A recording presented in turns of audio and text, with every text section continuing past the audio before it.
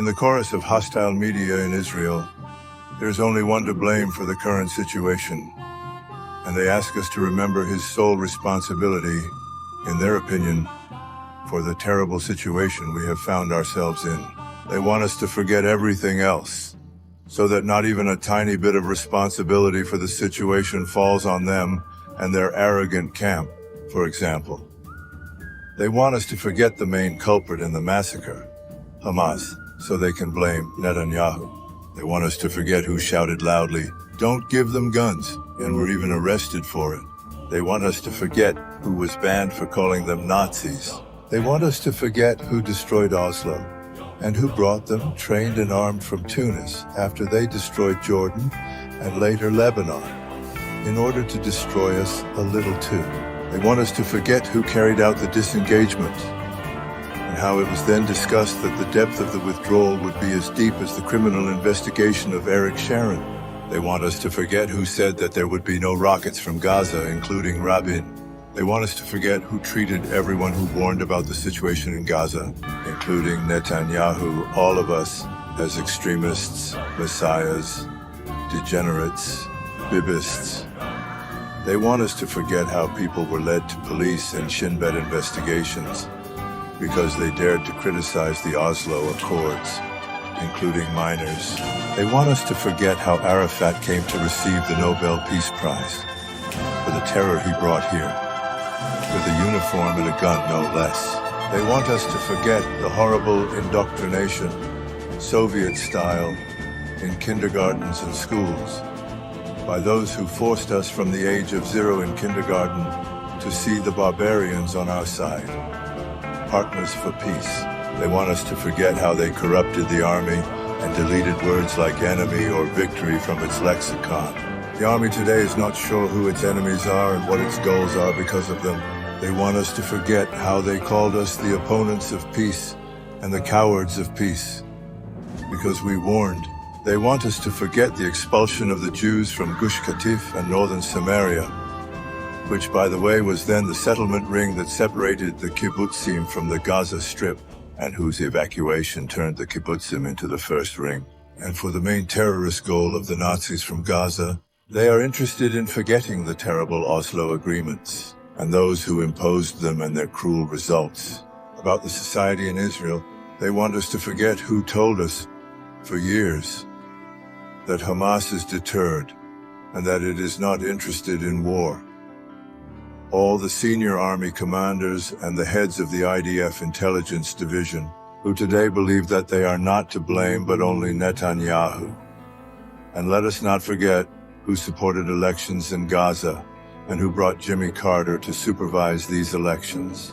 They want us to forget who created the potential for insane murder here by rejecting all the petitions against Hamas-supporting parties and members of the Knesset, and allowing Hamas supporters to be members of the Knesset, and inciting the murder of Jews and encouraging terrorism from within the Knesset. They want us to forget.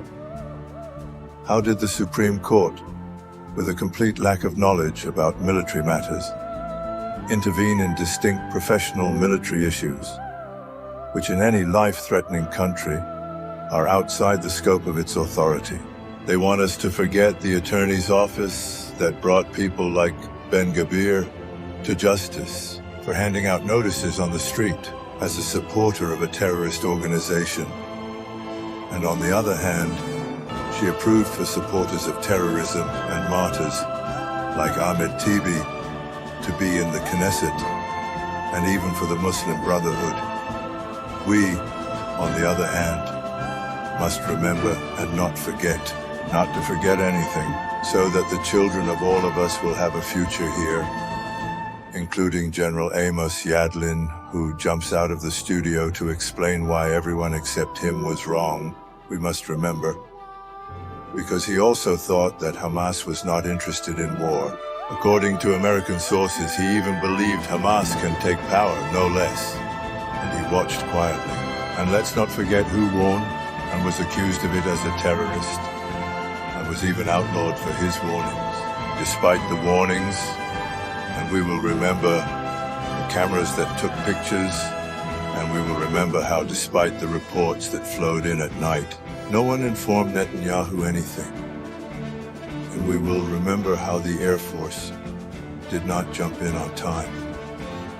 And we will remember the refusers and the preachers of the refusers. And we will remember those calling for the death of Jews and the corpses of Jews in Yarkon and to the Civil War.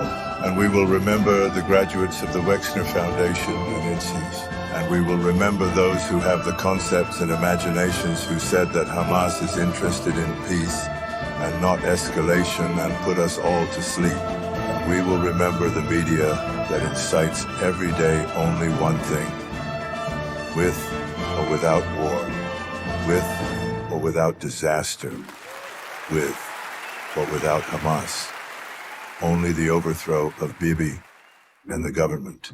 This is their main concern. And everything else in the Israeli media is a setting of mind engineering in the North Korean Shu Soviet style. We will remember who walks around demonstrations in Tel Aviv with enemy flags, and we will remember who did a ceremony to burn draft orders at a demonstration in Kaplan, with Palestinian flags waving in the background, and we will remember who went to defame us on the foreign networks and read to the IDF soldiers who are war criminals. And we will remember who went to demonstrate against the state of Israel in front of the UN building, and with his venom fuel the hatred against Israel. And we will remember who called us, not the real Nazis, us Nazis like Shikma Bressler and other dear friends, before we remember the part of Netanyahu, who is now fighting the hardest battle in our history for all of us. It must be remembered that those who cooked all the food were others, often contrary to his opinion.